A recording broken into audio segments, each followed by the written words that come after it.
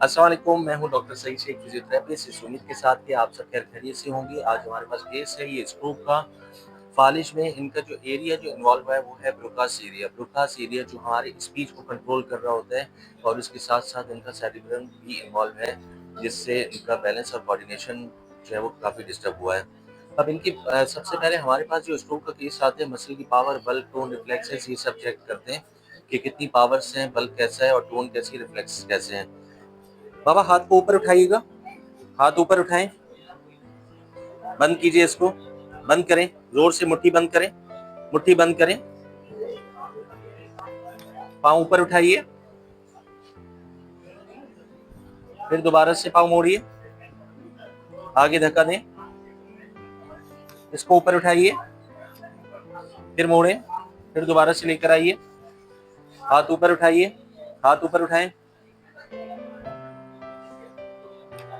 Old age की वजह से ये मेरी प्रॉपर जो कमांड है वो फॉलो नहीं कर पा रहे हैं, लेकिन मुझे जो पावर लगी है इनकी, कहीं पर +2 कहीं +3 इस तरह से पावर्स इनकी मुझे महसूस हुई हैं। अब एक्सरसाइज जो करवाएंगे, सबसे पहले इनकी मैं एंकल पंपिंग करवाऊंगा।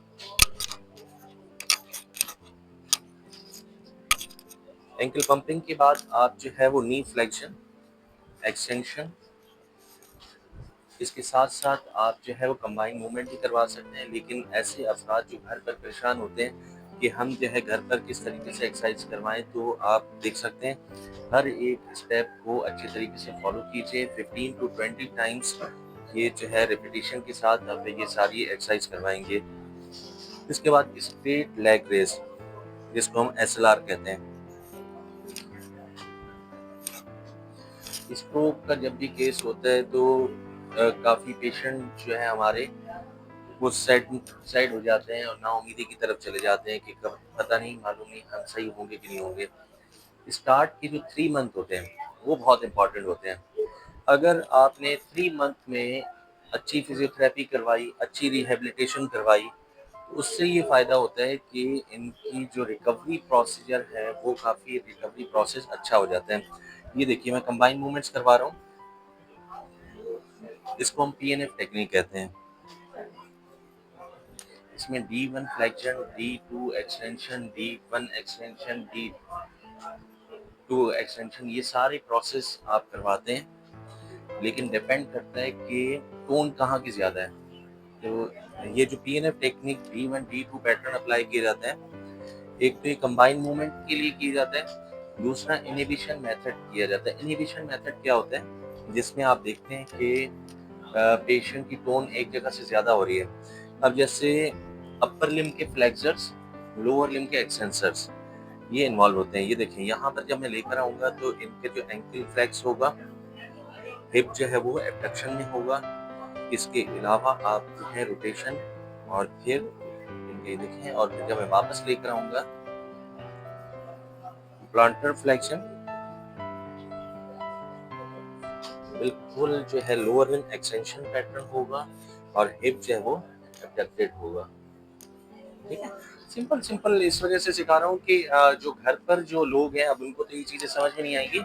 ये मेरी वीडियो खास तौर पर उन लोगों के लिए जो घर पर परेशान होते हैं कि डॉक्टर साहब हम कैसे फिजियोथेरेपी करवाएं। आप ये देखें,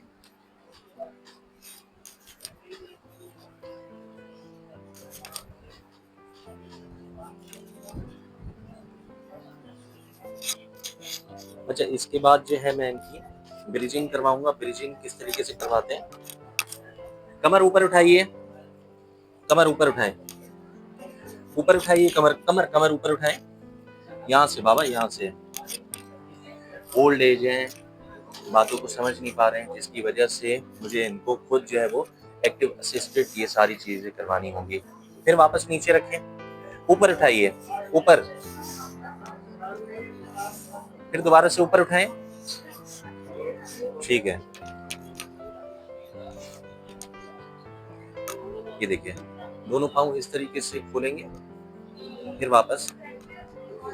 स्ट्रोक के केसेस में आप बुबाद पोजीशनिंग करवाएंगे। बुबाद पोजीशनिंग काफ़ी इंपॉर्टेंट होती है। बुबाद पोजीशनिंग से ये होता है कि सारी एक्सरसाइजेज उसमें कवर हो रही होती हैं और पेशेंट बेड सोर से बच जाता है।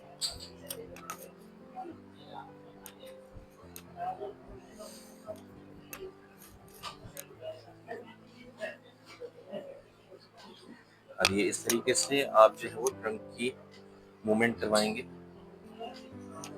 इरेक्टर स्पाइनली इससे काफी अच्छा एक्टिव होता है। ये देखिए स्विस बॉल मैंने रखी थी, स्विस बॉल पर आप ये एक्टिविटी करवा सकते हैं कि दोनों लेग यहाँ पर रखेंगे और देखें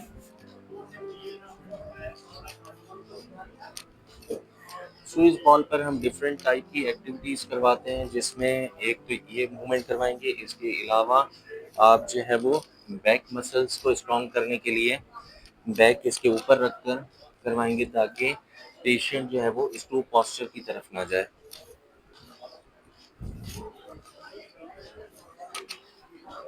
यहाँ पर भी आप करवा सकते हैं कि दोनों पैर को आगे कह सकते हैं कि बाबा इसको पीछे करूंगा, आगे धक्का दीजिए, आगे धक्का दें, इस तरह पेशेंट आगे की तरफ पुश करेगा।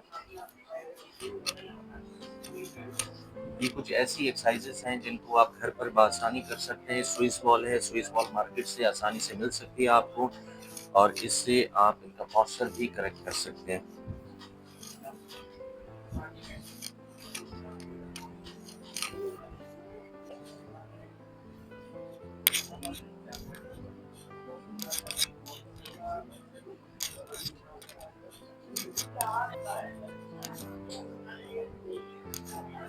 इस तरीके से स्विस बॉल फिलहाल यहाँ पर लोअर लिम्ब की इसी तरीके से करवाएंगे। अपर लिम्ब के लिए मैं बताऊं आपको कि दोनों हाथ मिलाकर सबसे पहले मैं इनके शोल्डर्स को मोबिलाइज करूंगा। ये देखिए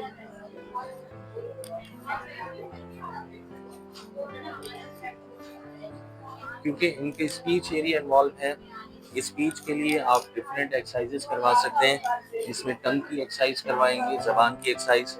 इनसे कहेंगे कि जबान को बाहर निकालें, जबान बाहर निकाल के फिर ये अंदर करेंगे, फिर ऊपर की तरफ जबान लगाएंगे, फिर दोनों साइडों पर जबान लगाएंगे। इससे इनकी जबान की काफ़ी अच्छी एक्सरसाइज होगी। वॉवल साउंड आप इनसे करवाएंगे। जिस वर्ड में डिफ़िकल्टी होती है उसकी कुछ वर्ड्स आप बनाएंगे और इसको हम कहते हैं कि चेन वर्ड्स, ठीक है। अब सेम इसी तरीके से इसकी भी कंबाइंड मूवमेंट्स मैं करवाऊंगा। यहाँ पर देखिए मैं लेकर गया और फिर वापस यहाँ तक मैं लेकर आया। अब मैं अगर आम लोगों को बताऊंगा कि मैंने इनकी एबडक्शन करवाई, ये प्रोनेशन करवाई, फ्लेक्शन करवाई, तो ये आपको समझ नहीं आएगा। पर देख देख कर आप समझ जाइए कि मैंने हथेली को किस तरीके से किया है, उंगलियों को मैंने कैसे फ्लेक्स किया है। इसको हम एल्बो कहते हैं, इसको शोल्डर कहते हैं। ठीक है, बहुत ज़्यादा कॉम्प्लिकेटेड नहीं कर रहा हूँ क्योंकि फिर मुझे कंप्लेन आती है कि डॉक्टर साहब आप जो वर्ड यूज़ करते हैं वो हमें समझ में नहीं आ रहे हैं। स्टूडेंट्स को देखकर खुद समझ सकते हैं कि इसमें फ्लेक्सर की एक्सटेंशन हो रही है या रिस्ट की एक्सटेंशन हो रही है, ये जो है सुपिनेशन है, प्रोनेशन है। लेकिन एक आम बंदा जो है वो हथेली, कोनी और हाथ से समझ सकता है, तो आप उसको ऐसे समझा सकते हैं।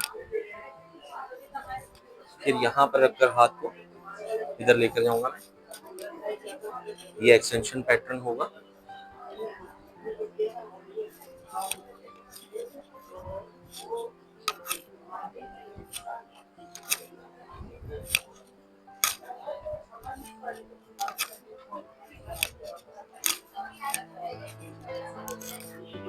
इस तरह से हम हाथ को पीछे लेकर जाएंगे। सारी एक्सरसाइज आप 15 to 20 रेपिटेशन के साथ करवाएंगे घर में।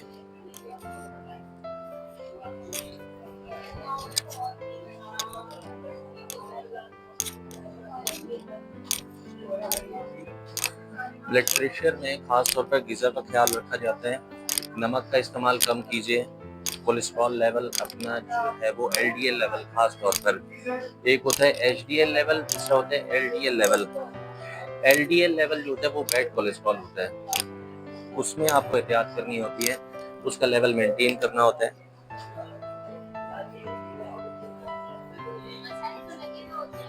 आप खाना खाना छोड़ दीजिए लेकिन दवाई नहीं छोड़ेंगे। ब्लड प्रेशर की दवाई ज़रूर इस्तेमाल करेंगे।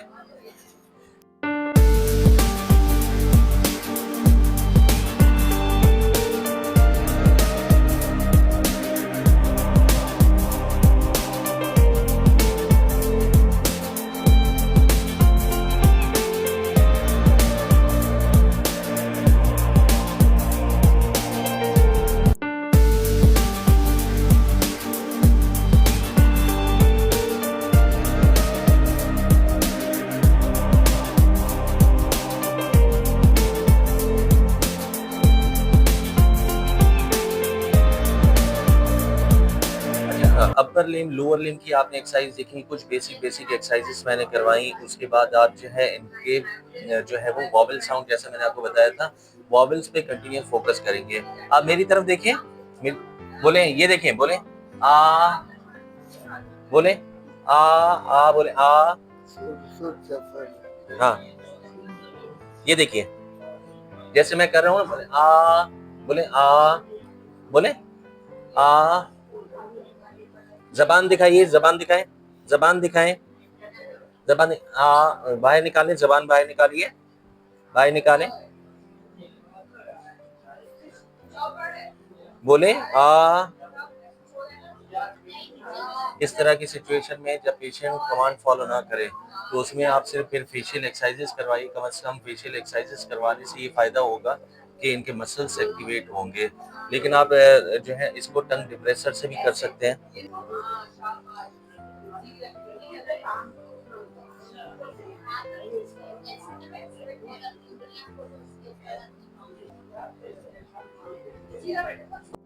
ऊपर उठ जाइए,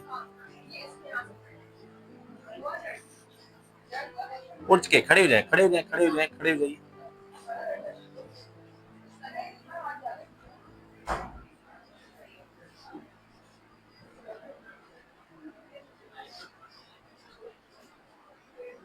फिर वापस बैठ जाए, फिर खड़े हो जाइए, फिर वापस बैठें, फिर खड़े हो जाए, फिर वापस बैठें, फिर खड़े हो जाए, फिर वापस बैठें। ठीक है,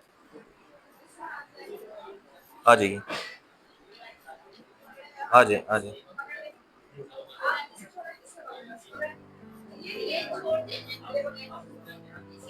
ठीक है, आ जाइए।